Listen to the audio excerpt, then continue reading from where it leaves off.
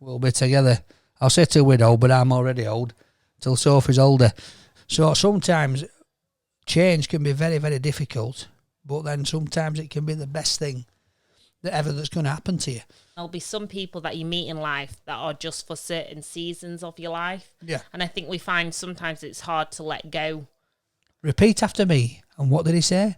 Until death us do part. And that's correct. And what did you say? Until death do us part. And at first it was difficult. And then the adrenaline kicked in. And then I was like, oh, this is a buzz. And I'm thinking to myself, you clown, you have fluffed it here.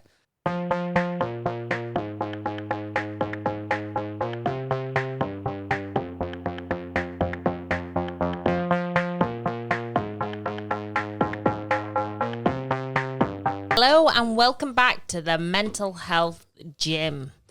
Now it is Sophie Malin, and Danny Malin. It's a mouthful now because we are officially wed. Mr. and Mrs. So we got married last week. It was a beautiful ceremony and a beautiful shindig afterwards. A lot of people turned up. It was nice to see family and friends. Lots of messages on social media. So if you're one of them, thank you very much. But the day didn't go without stress, without worry, without anxiety, without a lot of things that we've already talked about while we've done this, haven't we? Yeah, and I think that's a key thing in anything. I always say perfectly imperfect that's how we live life as a family, with his friends, at the wedding. And yeah, there were lots of things happening, lots of different things that what you'd say didn't go to plan. But actually, the core of the day did, and all the kids were happy, and... Well, we got married. Which was the main thing. Yeah.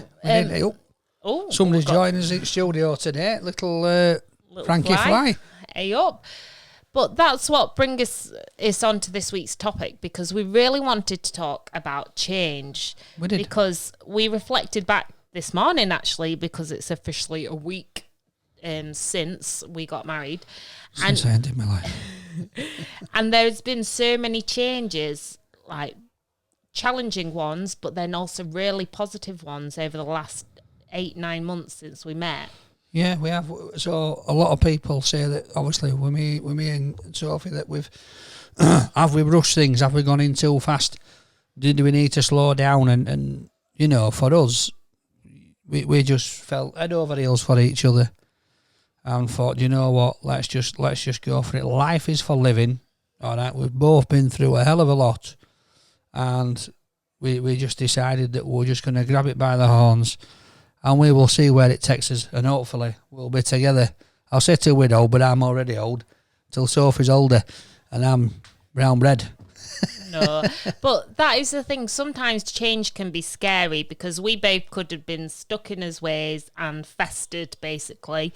I don't think either of us would have lasted much longer if we carried on down the path. Yep. Or you can take a punt. So, like some lovely lass was saying on social media, it's nice that we've given her inspiration, because she's from a very similar background to me. But like I was saying, as long as you guard your heart and you're careful, once you realise who the one is, or finding that loved one that you can trust, then I think just go all in and roll with the changes. And I think when we're talking to change, what we're doing now is change. What we're sat and we're talking about mental health issues, things that you know that we've dealt with in our past and in our current day as well, that we're still dealing with. And the changes is that we're actually putting it out there for people to see and for people to listen to, and maybe gain a little bit of insight into what we're about, but also to sort of say, do you know what, I know where you're at, and I know sort of what you're going through. And like you say, some people, it gives them inspiration to say, do you know what, I'm just going to give it a go. So sometimes change can be very, very difficult, but then sometimes it can be the best thing that's going to happen to you. And I know that in my case, meeting you, it changed my life. It did a complete 360, and you know it was spinning like a whirlwind. And I didn't know. I could only explain it as when you go to the fairground and you see that ride, and it looks like a cheese grater, and you stand in it, and then it starts spinning round, and then it goes on its side like a gravity wheel. and you can't get out, and you're spinning and you can't get out. That's what it felt like for me, because I just didn't know. My life was spinning. I didn't know what stop to get off at, what to do. And then you'll come along and sort of stopped it, pressed the stop button, and sort of said to me, right, come on, let's sort it out. And then there's been a lot of change in my life. We've moved house. Yeah, we've got pregnant, moved house, got married. Obviously, we have a very blended family, so they've all now come together. Yeah. And it's difficult for them. It's been difficult, for the family. And I know people who come on and they say, what about the kids, blah, blah, blah. But do you know what? They're doing all right, aren't they? They're doing all right, and they're enjoying it. And, there's going to be ups and downs when you're blending a family together. And that's the truth of it. I think if you sit and you say, oh, no, everything's hunky-dory, it's never going to be hunky-dory. It's, because you're going to have, you've got two sets of kids that have been brought up in different ways, different environments.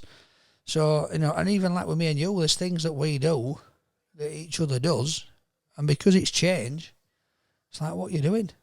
Like you with washing, sticking whites in with darks, like, whoa, what's happening, love? That then gets me anxiety for ropes. I'm thinking, oh no, my white t-shirt's just gone in with red knickers. What am I going to do here? I'm going to come out looking like Percy Pig. That's why I'm trying to change you into Percy Pig.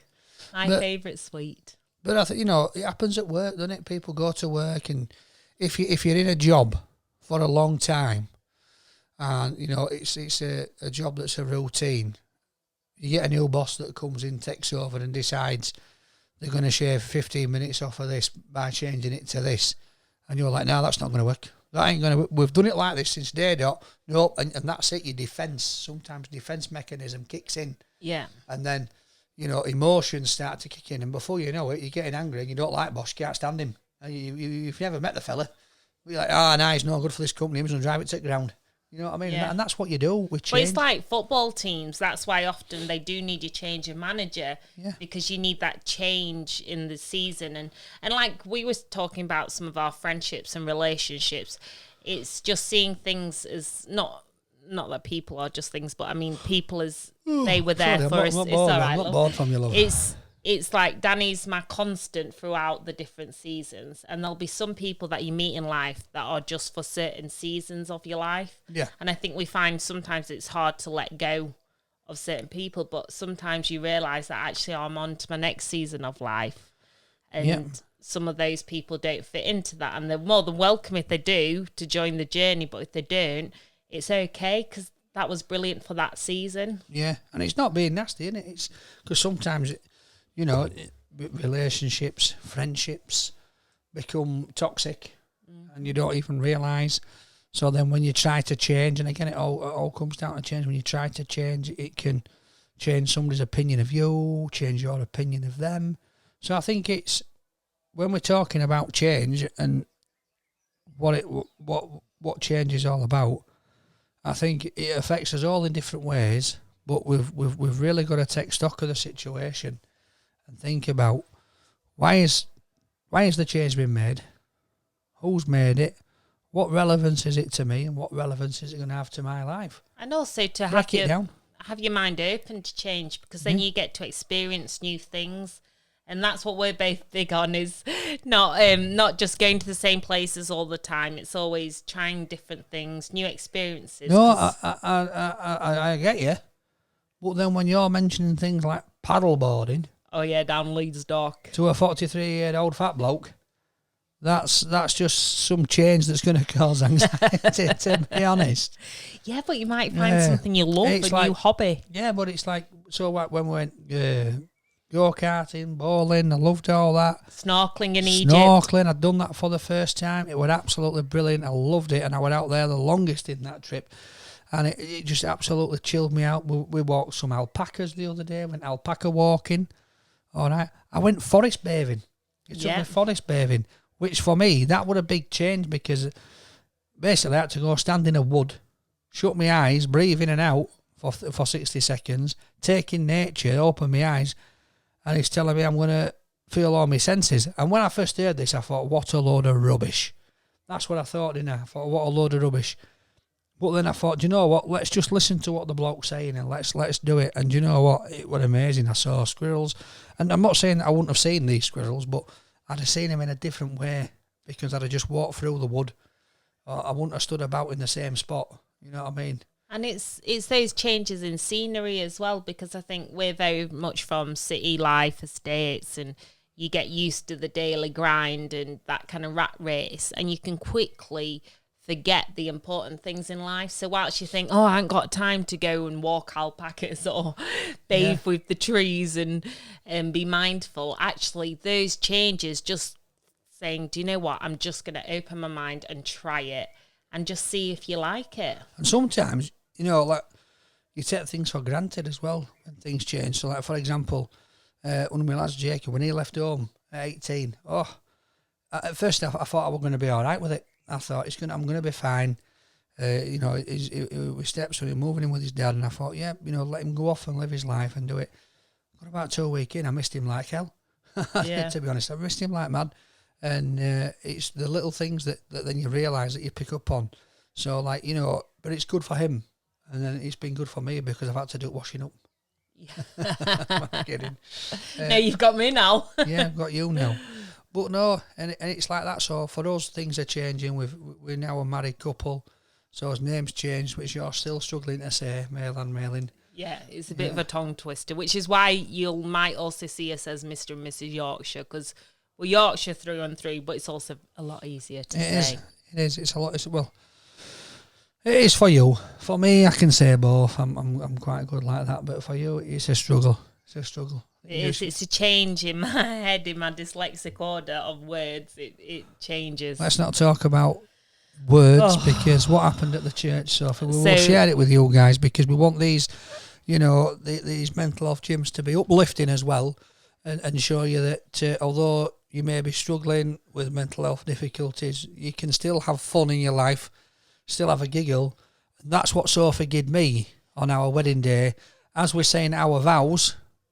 And the vicar said, repeat after me. And what did he say?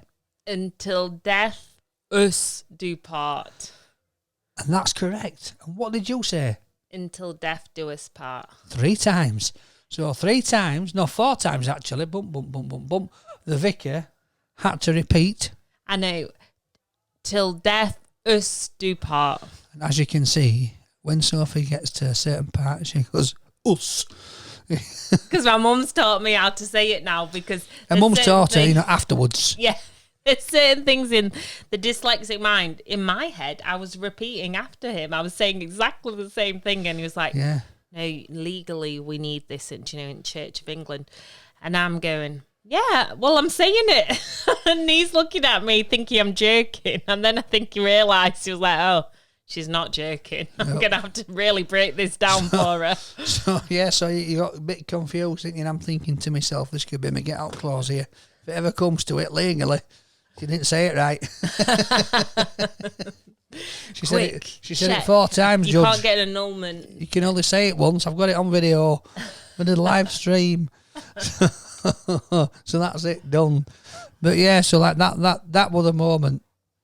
Obviously, when you said that as lives changed forever, because we then become Mr. and Mrs. And it's a happy change. Yeah, it's a change that we both welcomed. Well, I did anyway. You didn't. You were 45 minutes late and couldn't get your words out. So I do wonder. No, but as they say, it does sound a cliche. As one door closes, another one opens. Yeah. But I do really believe that, because I think often when you think something is like a failure, it's actually a stepping stone to your success. Yeah. So you might think, so when, for example, perfect example, wasn't that long ago you started on Rate My Takeaway. Yeah. And I'm sure the first few videos might have not got anywhere. No, so we were on Facebook first. And the views were all right. People were saying, what's this guy doing? Who's he think he is? You know, got quite a lot of trolls on there and having a go. But then we eventually put it onto YouTube, 8 months after? And one of the videos went viral, more or less straight away. And then from then, it's just been non-stop since. But, you know, the change from me going and working as a delivery driver at Butcher's, to then having to go out and work and film, every other day to make sure we got the content that we needed. It was like, wow. And at first it was difficult, and then the adrenaline kicked in, and then I was like, oh, this is a buzz. Yeah. Do you know what I mean?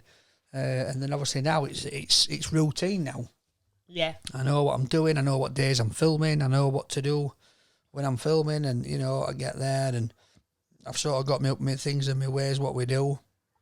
But it's like us with this. It's a change. Like I say, it's us putting ourselves out there in a different way. So I go and rate my takeaway, and I'm talking about food, and I'm being my jolly self, and I'm giving it, it's a solid 10, guys, and interacting with the public, which I love to do. But then here, it's more of we're talking more serious things, but in a lighter, lighter mode. And I think sometimes I've either done the newspaper journalist thing or the person suffering and just talking openly. Whereas this is nice because it's a positive, light-hearted, but then we don't like worry. We've had tears, we've had laughters.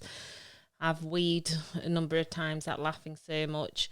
But that is the thing with mental health is, and with changes, some are good, some aren't so good. Well, but actually you make the most of whatever it is. It's like with this show that we do, we get a lot of positive feedback from you guys to say thank you very much, and we're helping you, or you just like me and Sophie talking to each other, and you like all the comedy aspect of it when we're having a bit of a laugh and a joke. But then obviously there's some people on here that don't like it. Yeah. And, they don't think, they'll say, oh, no, you shouldn't be talking about it in this way and that way. And that's fine. That's your opinion. And, it does count. It does matter. But that's not going to change the way that we do things, because, that's something that you need to deal with. I think is that if you're not happy with something, it's like me. If I wasn't happy with something, I wasn't happy watching something, then I wouldn't continue to do it. Yeah, we get a lot of trolls coming on, and we've got we met one of our mods. Yeah. Last week at the wedding, so she's been a mod for that's the moderator for those of us like me for Rate My Takeaway since we sort of started on YouTube. So she's been with us for a good few years, and then she's always coming and commenting on ours. And I know she's mentioned things before, but she's suffered with mental health, and she's suffered with difficulties, and she said that by watching us two, although she watches me on something different and she'll watch you on your stuff, watching us together, that makes her happy as well. And do you know what? If just by watching us can just give someone that little bit of happiness, that little bit of change in their life, and that's what we're talking about today. And what I mean by the changes is I've been there when I've been sat there and I've been depressed, frustrated, anxious, and I've been like wondering what to do, and then I've flipped through my phone and I've seen a funny video and something's just got me, and it's made me engage for 10-20 minutes of my life, and just for those 20 minutes I've felt at ease because I've been listening to them, watching them, laughing at them, crying with them, whatever it may be. So I think what I'm trying to say is it doesn't matter if you like us or you don't like us.